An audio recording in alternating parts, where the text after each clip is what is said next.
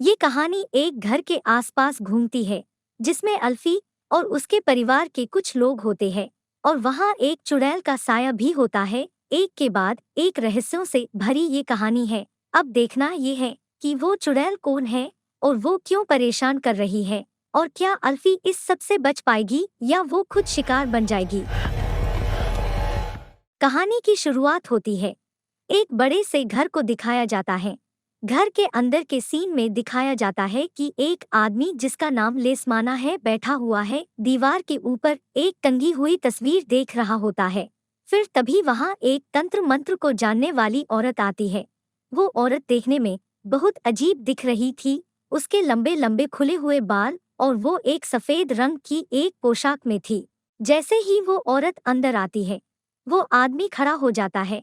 ऐसा लगता है मानो कि वो उसी का इंतजार कर रहा था। फिर वो औरत फर्श पर कुछ बनाती है सफेद रंग से और उस गोलेधारे के बीचों बीच वो एक बकरे का सर रख देती है और कुछ मंत्र बोलती है। फिर वो आदमी उसे कटे हुए बाल देता है। वो बाल ले लेती है और अपने बाल नोचकर थोड़े से लेसमाना को खिला देती है और फिर आदमी के हाथों से पैसों को खींचकर जला देती है। इसी बीच वो आदमी के हाथ पर चाकू से घाव कर देती है और वो कहता है पागल हो गई हो क्या। पर इसी बीच वो देखता है कि वो पीछे हवा में उड़ रही है। फिर वो नीचे बैठकर कहता है मैं तुम्हारा नौकर हूँ। तभी अचानक से बहुत सारे पैसे हवाओं में उड़ने जाते हैं। फिर वो कहती है कि तुम्हारी शपथ पूरी हुई, उसने सुन लिया और पैसा तुम्हारा इंतजार कर रहा है। अगले सीन अब एक लड़की को दिखाया जाता है जिसका नाम अल्फी है। उसकी डायरी में कुछ अखबारों के चित्र दिखाए जाते हैं जिससे पता चलता है कि इसमें लेसमाना और उसके परिवार की फोटोज थी। वो एक जमाने में बहुत अमीर था पर बाद में उसने किसी एक्ट्रेस से शादी कर ली थी। तभी अल्फी को एक फोन आता है। वो जब हॉस्पिटल पहुंचती है तो वहां उसका सौतेला भाई रुबेन, उसकी बहन माया और रुबेन की प्रेमिका लिली वहां मौजूद थे। वहां हमें यह पता चलता है कि अल्फी लेसमाना की ही सगी बेटी है। वो देखती है कि वहां उसके पिता लेसमाना बेड पर लेटे पड़े हुए होते हैं। उनके शरीर पर बहुत घाव होते हैं। नर्स बताती है कि ऐसा लग रहा कि इन्हें दिल का दौरा आया है या कोई स्किन की बीमारी है। कुछ भी ढंग से पता नहीं चला रहा है। अल्फी और उसके सौतेले भाई बहनों की बातचीत से पता चलता है कि लेसमाना अब उन्हीं के साथ रहता है और वो बताते हैं कि लेसमाना अब अपने कमरे में ही रहने लग गया था, अकेले ही समय बिताता है, ज्यादा किसी से बात नहीं करता था। फिर अल्फी अंदर जाकर बात करती है लेसमाना से कि आप मुझे और मेरी माँ को अकेले छोड़ गए और यहाँ आपने इस सफल एक्ट्रेस से शादी कर ली सिर्फ पैसों के लिए। तभी अचानक कमरे में अंधेरा हो जाता है। उसे एक हाथ दिखता है और वहाँ एक साया होता है। उसे ऐसे लगता है कि कोई साया उसके पास आ रहा है। वो डर के मारे कांपने लग जाती हैं। उसके चेहरा पसीने से तरबतर हो जाता है। वो जैसे ही आंखें खोलती हैं तब उसे लगता है कि वो शायद एक सपना था। तभी लेसमाना आंखें खोलता है और ऐसा लगता है जैसे उसे दौरा आया है। वो बहुत अलग तरह से बर्ताव कर रहा होता है। वो वहां मौजूद लिली, जो रुबेन की प्रेमिका होती है, उसे पकड़ लेता है और उसके मुंह पर खून की उल्टी कर देता है, जिसके बाद वो बेहोश हो जाता है। अगले सीन में अल्फी अपनी माँ, जो अब इस दुनिया में नहीं होती, वो उन्हें याद करती है। फिर वो अपने घर से निकलकर एक जगह जा रही होती है और वह उस घर में पहुंचती है जो मूवी की शुरू में दिखाया था। अब वो उस पुराने घर के अंदर थी तो वो वहाँ पियानो बजाती है और सोचती है कैसे वो बचपन में माँ के साथ बजाती थी। तभी वो एक बंद दरवाजे को देखती है जो बाहर से बंद होता है। उस अलमारी के बाहर बहुत विचित्र सी पर्चियां चिपकी हुई थी, जैसे किसी ने लगाई हो। फिर वो ऊपर जाती है और अपने पुराने कमरे में आ जाती है जहाँ वो पहले रहती थी। वहाँ कुछ चीजें अभी भी पहले की ही तरह पड़ी हुई थी। तभी उसे लगता है कोई है, तो वो नीचे जाकर देखती है तो उसकी सौतेली माँ और उनके बच्चे होते हैं। वहाँ वो लोग घर को बेचने की बात कर रहे होते हैं तो अल्फी सामने आती है। फिर वो लोग थोड़े चौंक जाते हैं तो अल्फी कहती है कि मुझे अपने घर याद आ रही थी। तो मैं इधर आ गई। तभी उसकी सौतेली माँ कहती है, हम ये घर बेच देंगे क्योंकि तुम्हारे पिता अभी हॉस्पिटल में हैं और उनकी बीमारी का इतना खर्चा बढ़ गया है। तभी उनकी बहस हो जाती है और वो अल्फी को थप्पड़ मार देती हैं और अल्फी भागकर अपने कमरे में चली जाती हैं। अगले सीन में दिखाते हैं कि उसका सौतेला भाई ऊपर खाना लेकर आता है, जिसका नाम रुबेन था। वो कहता है, मेरी माँ बढ़ते खर्चों की वजह से बहुत परेशान है, बाकी और कोई बात नहीं है। और फिर अल्फी कहती है, इन सब में तुम थोड़े ठीक हो। फिर रुबेन की बहन उसे नीचे बुलाती है और वही बंद दरवाजे को खोलने के लिए कहती है, जिसके बाहर कुछ अलग अलग रंगों की पर्चियां थी। और वही दूसरी तरफ अल्फी भी एक बंद कमरा देखती है।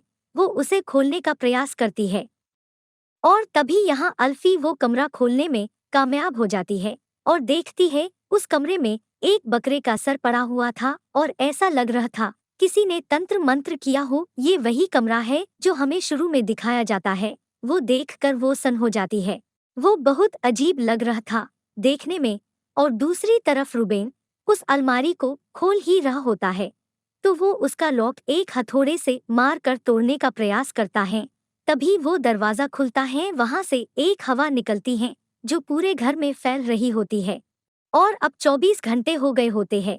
लेस्माना को हॉस्पिटल में अचानक से दिखाते हैं कि उसकी मशीन बहुत तेजी से चलने लग जाती है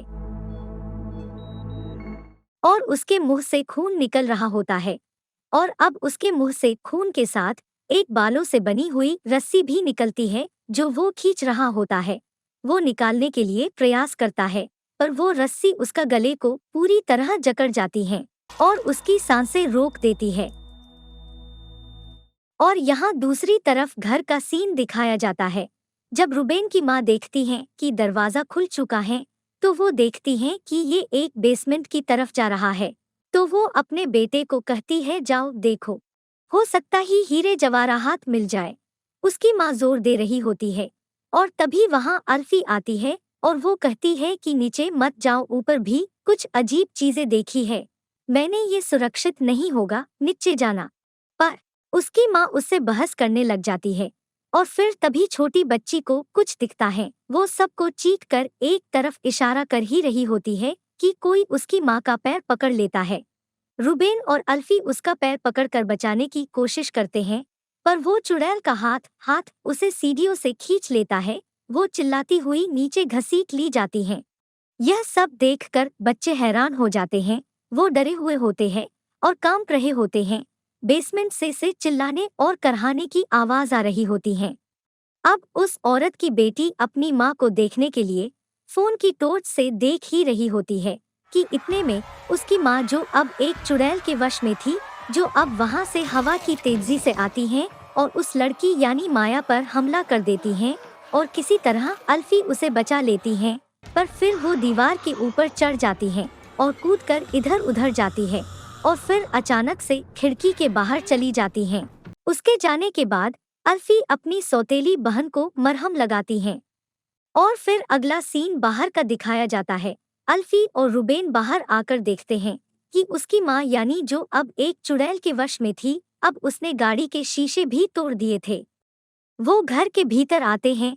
अल्फी कहती है, पुलिस या किसी को भी जो हमारी मदद करे उसे बुलाओ। वो कहती है, नीचे एक गांव है, अब वहां जाकर तुम्हारी बहन का उपचार करा सकते हैं। और फिर रुबेन अल्फी को तेजदार हथियार पकड़ा देता है और कहता है कि अगर जरूरत पड़े तो वार कर देना। अब अल्फी और माया यानी बारिश में जा रहे होते हैं। माया दर्द से कराह रही होती हैं। तभी अचानक सड़क के बीचों बीच उसे अपनी माँ दिखती है जो अब उस औरत के वश में होती है। और अल्फी एक तेज हथियार लेकर देखने जाती है कि आगे का रास्ता ठीक है या नहीं। तभी माया अल्फी के बैग में एक डायरी देख लेती है जिसमें उन सबकी फोटोज होती है। तो माया को लगता है ये सब अल्फी कर रही है, तो वो उसके पास से भाग जाती हैं, फिर गायब हो जाती हैं। और यहाँ घर में रुबेन और उसकी छोटी बहन नारा होते हैं। रुबेन अपनी बहन को कहता है, डरो नहीं, सब ठीक है। वही अल्फी वापस आती है वो डायरी लेकर जो माया ने देखी थी और वो भाग गई। फिर वो रुबेन को सब कुछ बता देती है। तभी उन्हें एक और डायरी मिलती है, लेस्माना के घर में उसमें बहुत अजीब सी चीजें थी और कुछ विचित्र चुड़ैल के चित्र थे, जिसे देखकर उन्हें पता चलता है कि लेस्मानिया तंत्र मंत्र के चक्करों में था। तभी बाहर जंगल के सीन में दिखाया जाता है कि माया को अपनी माँ दिखती है, जो अब एक चुड़ैल के वश में थी। माया अपनी माँ के को अपने पास आता हुआ देख डर जाती है और उस पर तेजधार हथियार से हमला कर देती है और अपनी माँ को मार देती है। और यहाँ घर के अंदर नारा, जो सबसे छोटी लड़की है, वो सो रही होती है। उसे कुछ आवाजें सुनाई देती है। नारा, मेरे पास आओ, मैं अकेली हूँ। और फिर उसकी आंखें खुल जाती है और वो देखती है कि वहाँ कोई भी नहीं है, तो वो फिर सो जाती है। अभी वो सो रही होती है तो अचानक उसका बेड हिलने लग जाता है। तेज तेज वो उठकर देखती है तो वहाँ कोई नहीं होता, पर तभी उसके पीछे एक चुड़ैल होती है। उसका मुंह खुखार होता है, बहुत भयानक दिख रही होती है। अचानक से वो नारा पर हमला कर देती है। वो तेजी से चीखती है, पर तभी रुबेन और अल्फी आ जाते हैं। अल्फी उसे बचने के लिए पूरा जोर लगा देती है। वो उसके हाथ को पकड़ती है, पर वो चुड़ैल चली जाती है और वो किसी तरह नारा को बचा लेते हैं। वहां से फिर अल्फी बेहोश हो जाती है।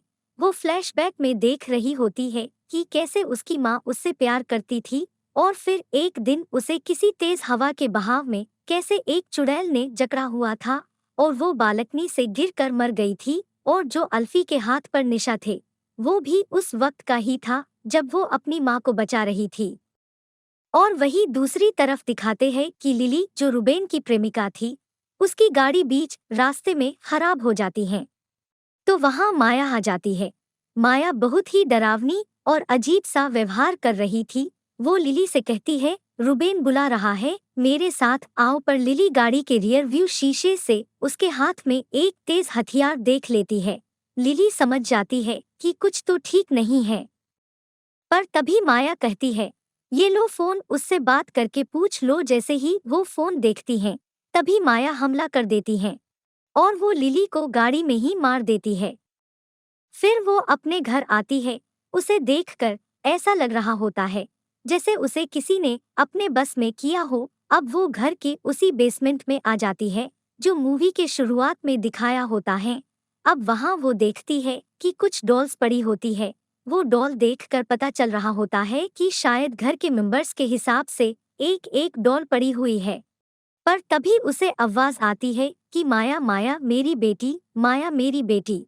पर तभी वो पूछती है रोते हुए, कौन हो तुम? वहां से आवाज आती है, मैं तुम्हारी माँ हूँ, तुम्हारे भाई और बहन ने मुझे चुना हुआ है, क्या तुम मेरी फॉलोअर बनोगी? माया डर जाती है।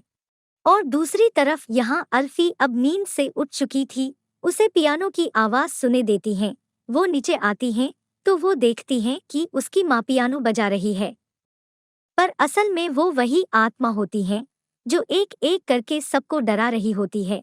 और फिर वो अल्फी को डराती हैं तो अल्फी चीखती है कि तुम मेरी माँ नहीं हो सकती। फिर वो अपना चुड़ैल अपना मुंह खोलती हैं और उसे डराती हैं। और तभी अचानक से उस चुड़ैल की जगह माया दिखती है, जो बिल्कुल नॉर्मल बिहेव कर रही थी, क्योंकि वो तो चुड़ैल के पूरे ही वश में आ चुकी थी। और अब अल्फी रुबेन से कहती है कि अब हमें यहाँ से निकल जाना चाहिए। तभी वो नारा और अपना हाथ देखती हैं, जो धीरे धीरे रेड हो रहा था, जिसका मतलब थे अब अगला नंबर उनका ही था। अब माया कहती है, वो औरत तुम्हें नहीं छोड़ेगी डॉट। और फिर वो हंसते हुए अचानक लाइट्स बंद चालू हो रही होती हैं और माया फिर से चुड़ैल के वश में आ जाती हैं। वो सब बहुत डरे हुए होते हैं। माया रुबेन को मारने दौड़ती हैं और फिर रुबेन एक कमरे में आ जाता है और वही माया कुर्सी पर बैठे हुए दिखती हैं। वो कहती हैं कि मुझे सिर्फ नारा और अल्फी चाहिए और तुम उस औरत को माँ मान लो, फिर वो तुम्हें कुछ नहीं कहेगी। फिर माया रुबेन को किस करने लगती हैं तो रुबेन समझ जाता है कि माया पूरी तरह से उस चुड़ैल के वश में है। तभी माया के हाथ में एक डॉल होती है जिसे वो तोड़ देती है और तभी रुबेन का हाथ भी टूट जाता है। और तभी रुबेन भागने की कोशिश करता है, पर माया उस डॉल का पैर भी तोड़ देती है।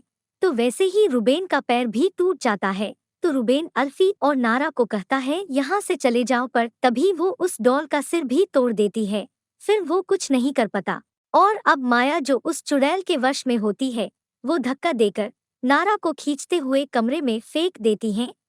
और अब उसके हाथ में जो डॉल थी, वो उसको अल्फी के ऊपर इस्तेमाल करती हैं और उस डॉल को फर्श पर घुमाती है और वहाँ अल्फी घूम जाती है। और अब यहाँ अल्फी की आंख खुलती है तो उसे वो पूरा विजन दिखाई देता है। वो देखती है कि वो तंत्र मंत्र करने वाली औरत जो हमें मूवी के शुरुआत में दिखी थी वो आती है। तभी लिस्माना वहाँ आता है।